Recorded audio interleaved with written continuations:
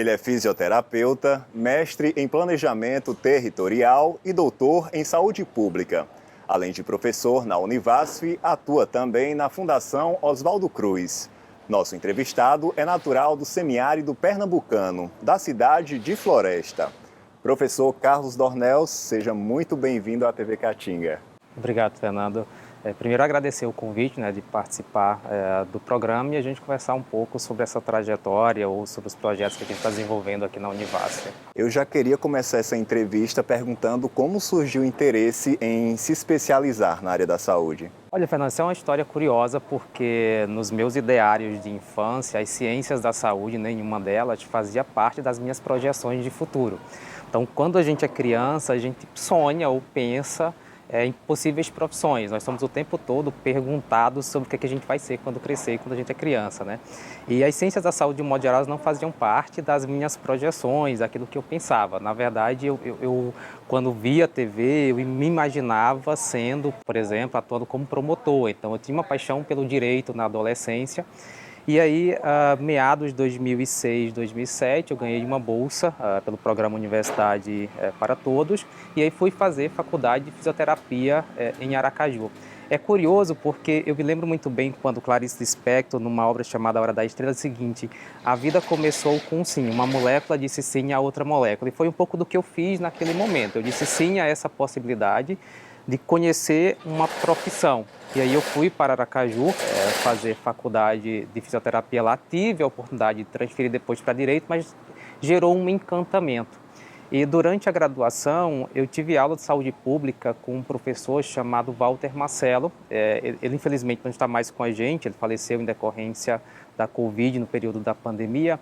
E aquelas aulas elas me encantaram muito e o desejo pela saúde pública ela começa ali no meio da graduação. Então, quando eu termino a graduação, eu presto concurso público para Juazeiro, então eu volto para a região e vou trabalhar em Juazeiro até até 2017, quando eu vou para a Terra dos Marechais, para Alagoas, para a Universidade Federal de Alagoas, já via concurso, e fico lá de 2017 até 2022, quando retorno para a Univasf. Então, havia sempre esse encantamento pela saúde pública e um campo específico da saúde pública que é a epidemiologia, Desde 2022, o nome do senhor passou a fazer parte da lista dos cientistas mais influentes do mundo, segundo o ranking da Universidade de Stanford, nos Estados Unidos.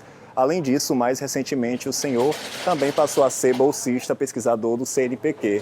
Fala pra gente qual a importância dessa inclusão e como o senhor avalia os recursos que são dados à ciência, em especial aqui no Nordeste. Esse reconhecimento não é um reconhecimento unicamente do meu trabalho, é um reconhecimento do trabalho de um grupo de pessoas, que envolve os colegas pesquisadores, que envolve os alunos de graduação e pós-graduação, que envolve os técnicos de laboratório.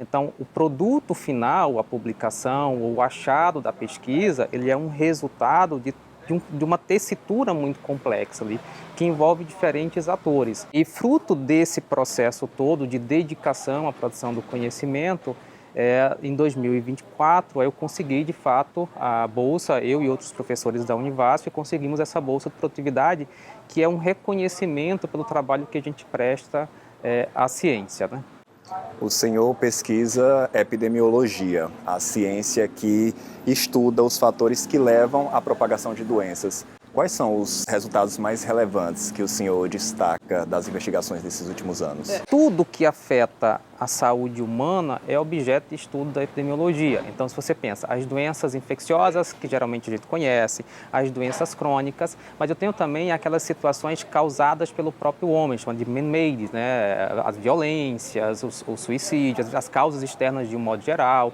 as intoxicações. Então, existe um amplo espectro de atuação da epidemiologia. Desde aquelas situações em que da epidemiologia tradicional e que a gente estuda o processo de saúde-doença, a epidemiologia molecular, que estuda genes, que estuda moléculas, a epidemiologia nutricional, a epidemiologia ambiental. Então, você tem diferentes campos de pensamento dentro dessa ciência que a gente chama de epidemiologia. Hoje, a gente tem o OASIS, que é o observatório, E o observatório trabalha em diferentes campos. Então, a gente trabalha tanto com doenças infecciosas, que é o nosso principal campo de trabalho hoje, mas também com as doenças crônicas de populações vulneráveis e as causas externas. Então, a gente tem projeto hoje, são mais de 20 projetos em andamento, em que a gente tem projetos voltados desde para doenças infecciosas, como hanseníase, tuberculose. A gente tem projetos voltados ainda para a Covid-19, a gente tem projetos com populações indígenas com doenças crônicas, a gente tem projetos com suicídio. Então, a gente tem hoje, em torno disso, em torno de 20 projetos em andamento no observatório. Então, essa é a nossa ideia, assim, de trabalhar na amplitude do fenômeno, de acordo com as necessidades que a gente tem aqui também.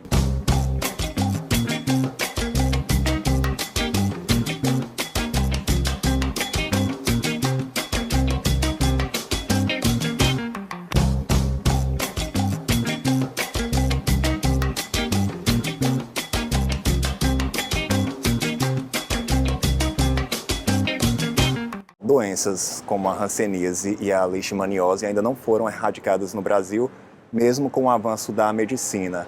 Para o senhor, que fatores possibilitam a propagação dessas doenças? São doenças cujo risco de adoecimento sujeito é determinado pela sua posição na tessitura social. Então, são doenças que tanto ampliam a vulnerabilidade, quanto o risco de desenvolvimento dessas doenças é determinado também por esse grau de vulnerabilidade da população, ou seja, pobreza. E a gente entra num conceito, que são então esses determinantes sociais que implicam ou que determinam, como o próprio nome diz, o risco de uma pessoa ter hanseníase ou leishmaniose ou ectossomose. São todas as funções nas quais a vida opera. Então, por exemplo, o acesso à educação, o acesso à alimentação, o acesso aos serviços públicos, o acesso a saneamento, à moradia. Então, essas doenças são afetadas por essa conjuntura. Por exemplo, se eu pergunto para você qual é a melhor forma da gente resolver acabar com a doença de Chagas, é moradia.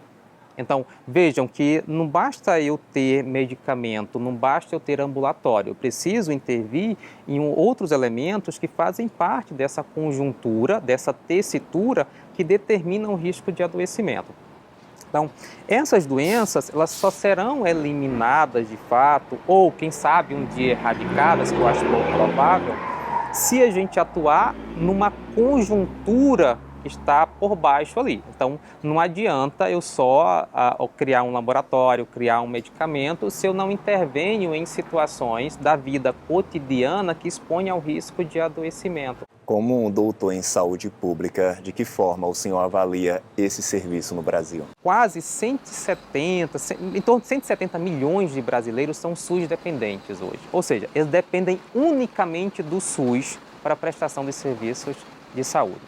Anualmente são investidos cerca de R$1 bilhão só em medicamentos para hemofilia. Então você tem, se você pesquisar, for avaliar também a questão de vacinação, todos esses elementos que compõem o sistema, a gente vê que todos nós, direto ou indiretamente, somos beneficiários do SUS. Desde a água que a gente consome, desde o alimento, desde o medicamento, desde o serviço de saúde, desde a assistência. Então, todos esses elementos, eles são parte desse grande sistema.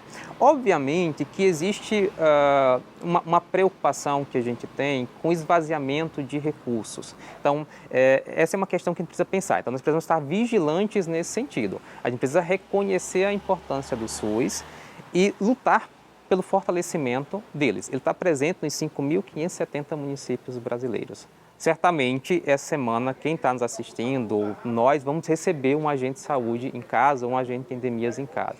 Então, a gente tem um sistema que é muito complexo e pela própria dinâmica territorial do Brasil também. Nós vivemos um país de dimensões continentais, que experiencia diferentes contextos geográficos e epidemiológicos. A gente chama isso de polarização demográfica e epidemiológica. Ou seja, o mesmo médico na unidade de saúde que recebeu um caso de hipertensão, depois ele pode atender um caso de violência, depois ele vai atender um caso de doença diarreica. Então, nós coexistimos no nosso território diferentes problemas de saúde. As doenças crônicas, que são a principal causa de mortalidade da população, sem esquecer as doenças infecciosas do subdesenvolvimento. Então, ele é um sistema complexo por isso, porque muitas vezes problemas de saúde que você tem no Nordeste, você não encontra no SUS. E como que você equilibra essa balança para garantir um processo de equidade entre as regiões? Então, esse é um desafio que a gente tem. Mas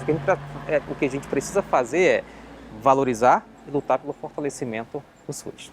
Professor, vamos agora dar uma pausa rápida na nossa conversa para um breve intervalo. Você que nos acompanha, não saia daí que o Sou Sertão volta já.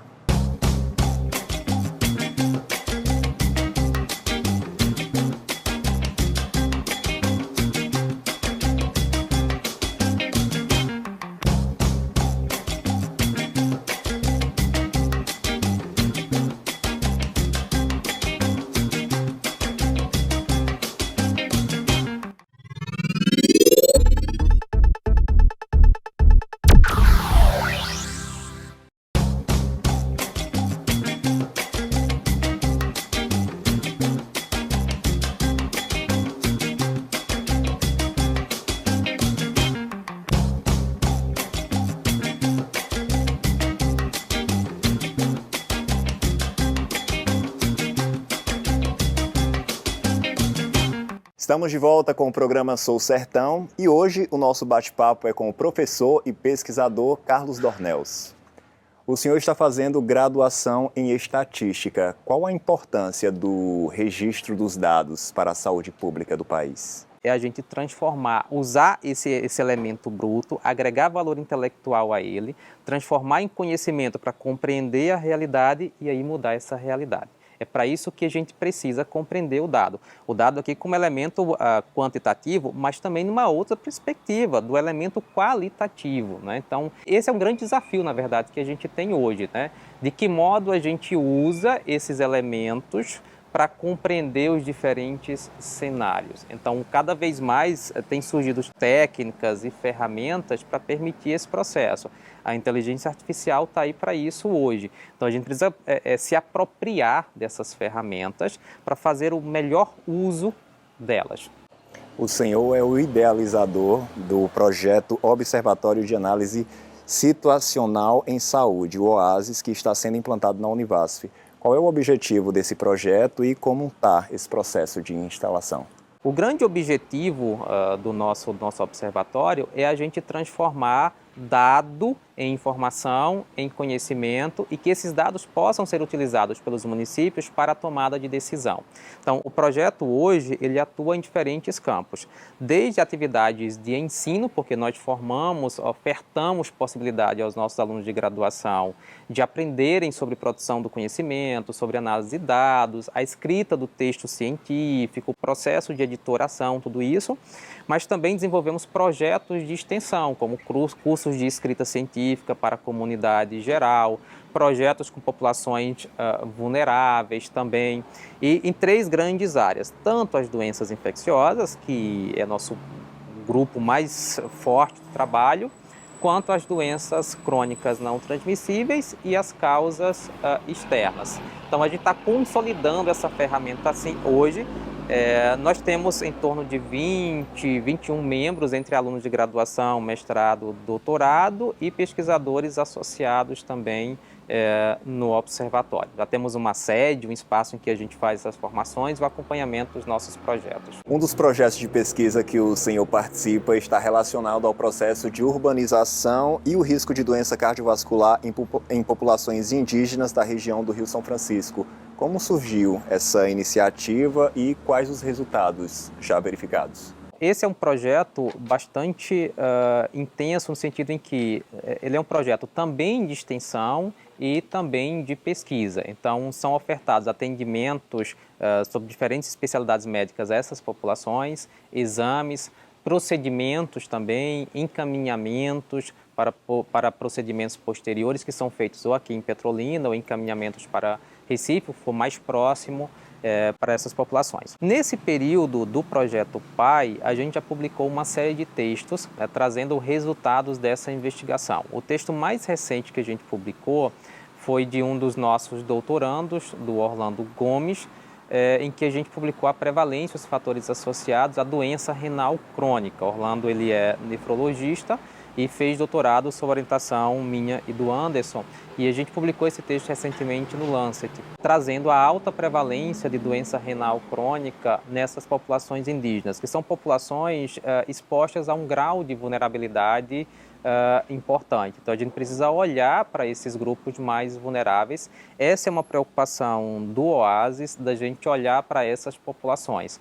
Não somente a população indígena, mas também a população quilombola, ribeirinha, as populações que vivem nas periferias das cidades e que estão expostas ao que a gente chama de vulnerabilidades pragmáticas.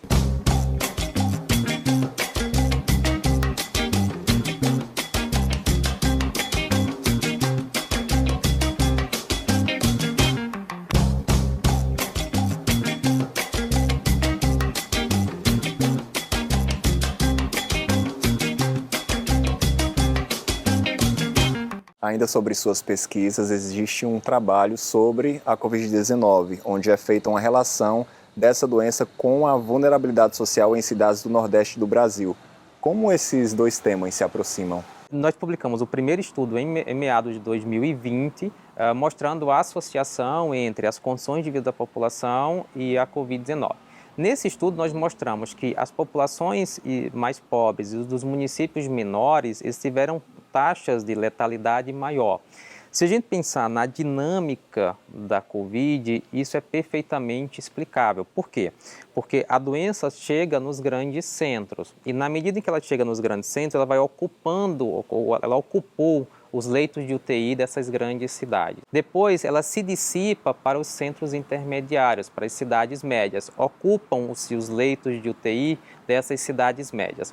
E chegam às cidades pequenas. As cidades menores não possuem leitos de UTI. Então, essa população que estava na ponta, essa população mais pobre, mais vulnerável das cidades menores do país, elas acabaram morrendo mais do que os indivíduos que estavam em cidades maiores que tinham leitos de UTI. A gente mostrou também a dispersão dessa doença, por exemplo, no estado de Pernambuco e no estado da Bahia, a importância das rodovias estaduais em Pernambuco principalmente e a importância dos aeroportos na Bahia, que foi por onde a doença se disseminou para os centros intermediários e ali capilarizou-se para as cidades menores. Professor, quais são suas perspectivas para o futuro? Eu acho que a grande missão que a gente tenha hoje, eu e o grupo, enquanto Oasis, é a gente fortalecer o nosso observatório.